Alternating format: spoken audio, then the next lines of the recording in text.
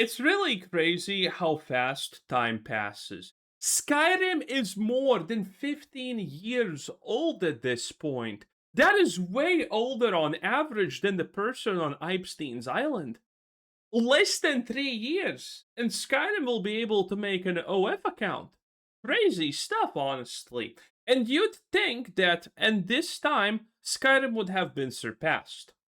Honestly, people were asking for Skyrim to be surpassed like a year or two after its release, but now it's been more than 15, and we haven't kinda done it, honestly. Sure, there are games that have come close, there are games that have had a lot of hype, but it didn't work out. The closest we honestly have is Tainted Grail: The Fall of Babylon. Great game, but it's by an indie studio. And it got hurt by the fact that it's not as large as Skyrim. I honestly think they would have made a better Skyrim if they had the budget for it, but they didn't. And so there's nothing that really surpasses Skyrim. There's a lot of things that come close. And then we have the discussion of, well, that's just base Skyrim, okay? Skyrim has modding. A lot of modding. And that modding makes Skyrim into a completely different game. And we also need to surpass that. And it's been 15 years. Can we even do it at this point? Or has everyone, like, given up, honestly? Skyrim launched in 2011 and introduced hungry Elder Scrolls fans Holy what is this? to the northernmost province of Tamriel, the homeland of the Nords. The game is a classic and absolutely legendary game, and easily one of Bethesda's best, if not their best, depending on your perspective. It is also showing its age these days, but in many ways it holds up. That's a big reason Yeah, the sound mixing is not great on this video. why the game's gone on to sell over 60 million units, according to the game's director Todd Howard, which places it firmly in the top 10 best-selling games of all time. It's a great game that many of us have played to death. If you're ever wondering why Bethesda has been able to do effectively nothing but make shit for the past 20 years after Skyrim, that sentence did not make a lot of sense. But this is why, okay? Games have costed the same amount for a very long time, and Skyrim wasn't on the cheap side, needless to say. So, selling 60 million, or, whatever, 30 million units in the first, 5 years of its release, that is a lot more money to actually work it than nowadays because inflation was less and whatnot. Things were less expensive, and so on. So, man, they have quite a big buffer, but needless to say, that's slowly changing. Via many ports and many re-releases, and no matter how good a game eventually is, it's going to start getting repetitive, and you can only restart the game so many times and sit through the wagon thing before mod. I mean, as someone who has played Fallout New Vegas many times and pretty much always chose the yes man ending, I'm not sure how much I agree with that.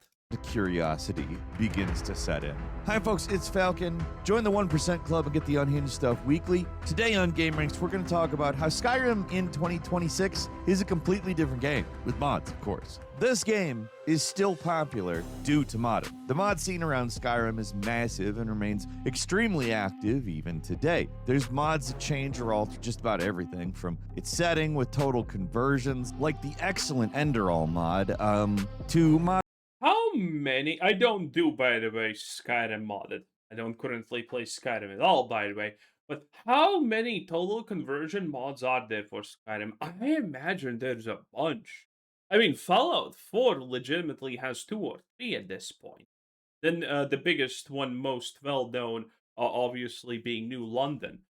So, Skyrim must have more than that, right? Even Starfield has a total conversion Star Wars mod, which is cool and whatnot, but it's still Skyrim, so it's still a fucking sad and bad experience. Mods focused on visuals, like the many mods we've covered in the past, add some fancy effects to the aging creation engine, to ones that add massive amounts of new content to the game, like the currently in development Sky Oblivion mod. I also have to mention there is a People are pretty excited for that one.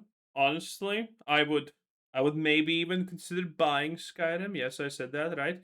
If the Sky Oblivion mod came out, I'm quite interested in that.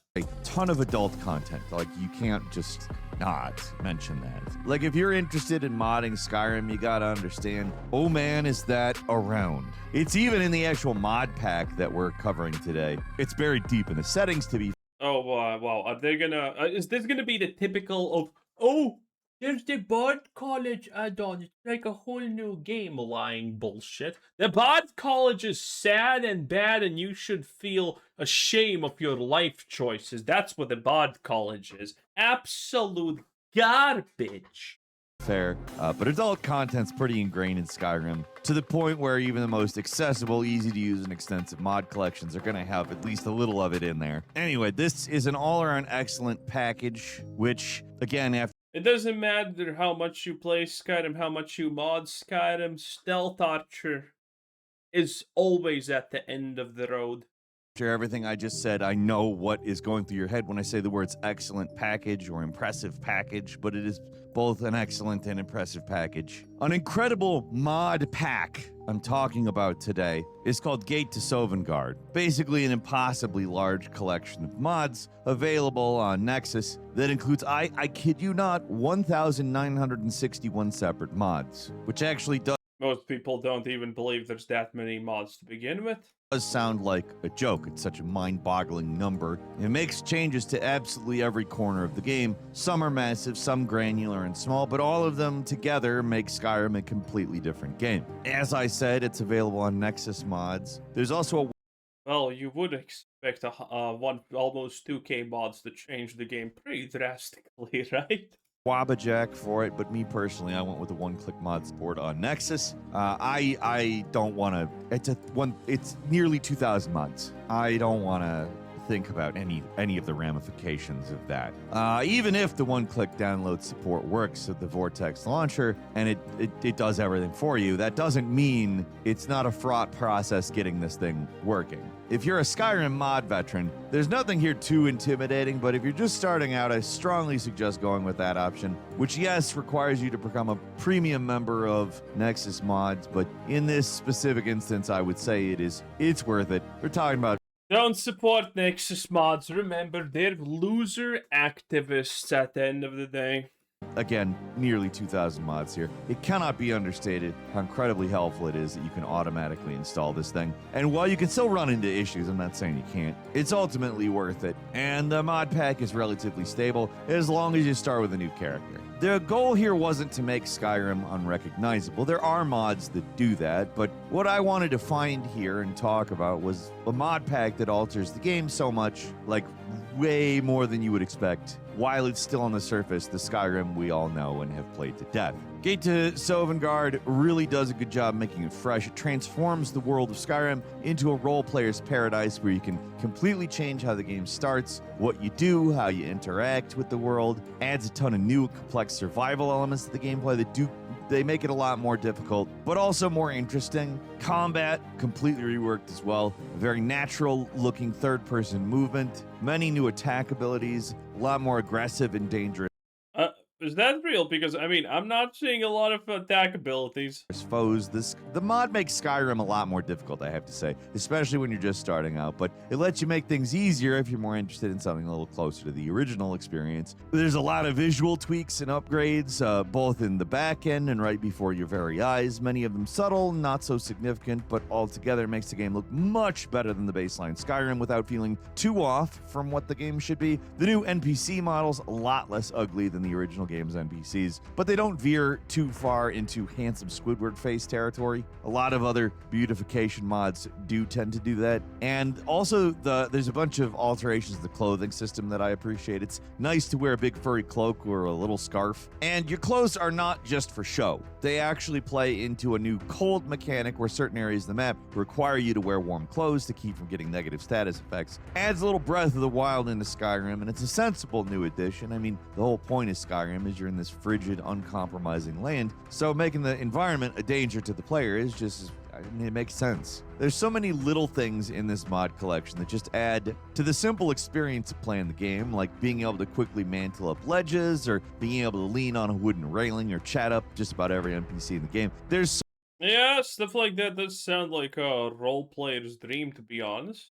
So many little changes made to the game. It makes it feel so immersive and authentic in a way. While in 2011, Skyrim certainly was a cut above a lot of other games in those respects. This trounces it. You start out without a compass, and the new map, which is literally just a drawn map. Oh, hell yeah, I love this. I think we have lost so much in games where you have these maps where, you know, you see all the roads, you see all the shit.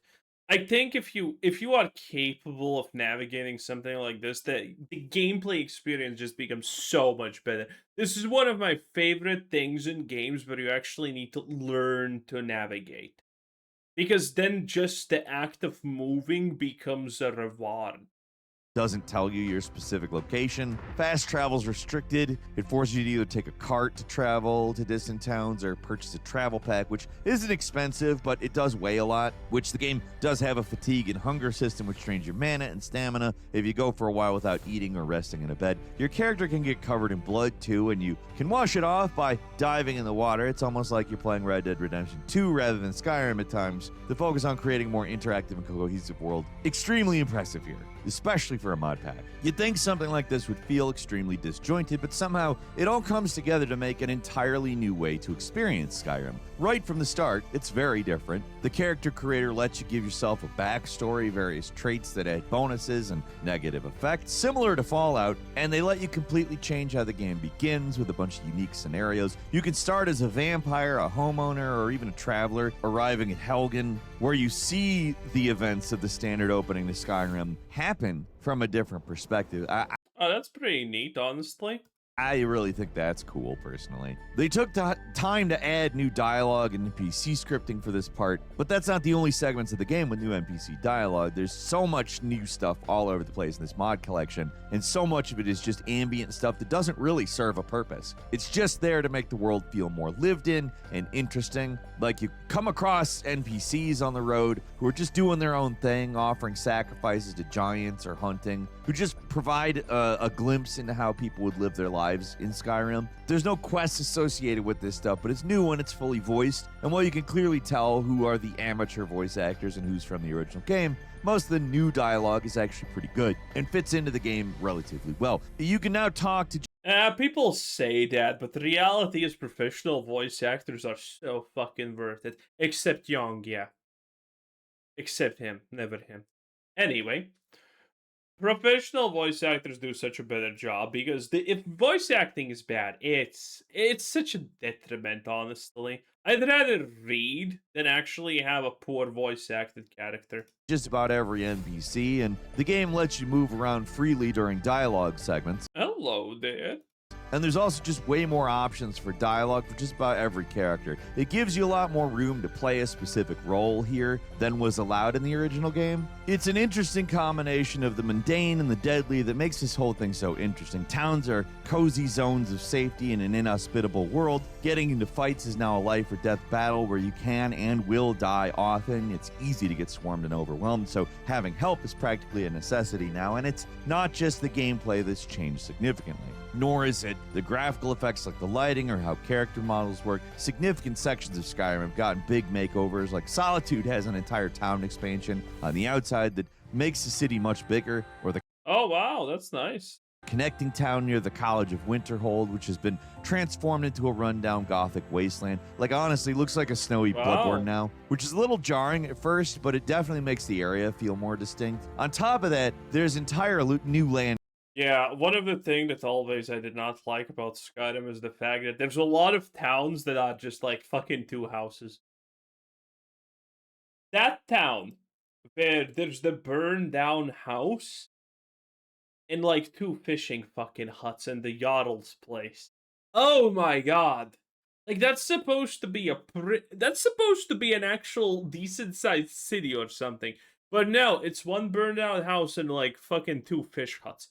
It is insane how small actually some of the stuff there is. Masses, like the Bruma expansion, which adds the northernmost part of Oblivion to the borders of Skyrim. You can visit the town of Burma, which is massively expanded from how it looked in Oblivion, has its own quests and NPCs. They're all fully voiced. You can even get back to Frostcrag Spire, What's interesting about all this is that unlike Skyblivion, which is more accurately recreating Oblivion in Skyrim, this version of Burma is actually set during the same time period as Skyrim, which is about 200 years after the events of the story of Oblivion. You can immediately tell that things are different. You got Thalmor wandering around. The mod alone, very impressive, but it's a drop in the bucket with all the other stuff added in Gate to Sovngarde. And all those big changes are really great and all, but some of the stuff that really impressed me was the littler things, like the way your character's visibly exhausted after a tough fight, or the extra little animation you do after picking up a sack of money. This collection brings so much life and vitality to Skyrim without sacrificing the world that Bethesda created.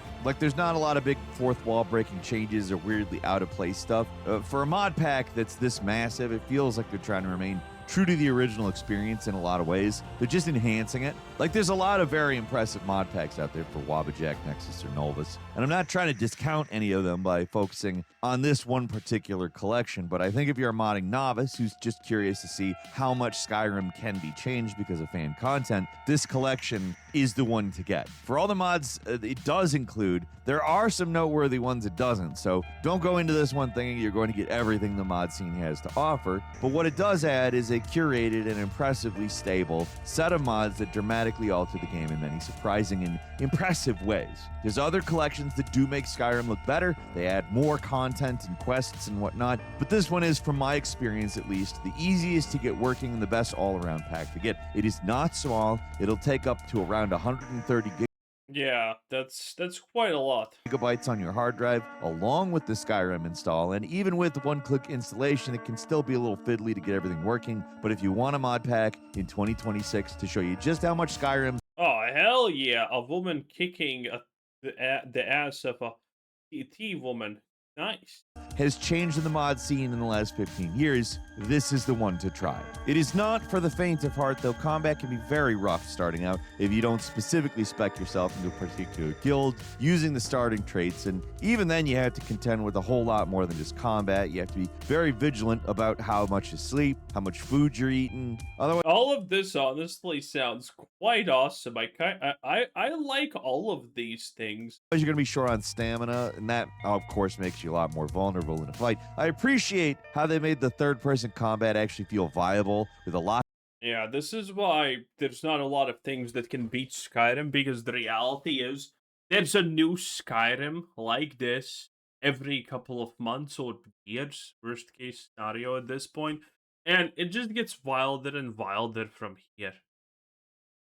I do think someone is gonna be well, dude. When the time comes and someone legitimately beats Skyrim, that's gonna break the internet. Okay, that's gonna be potentially even bigger than GTA 6, maybe. Who honestly knows?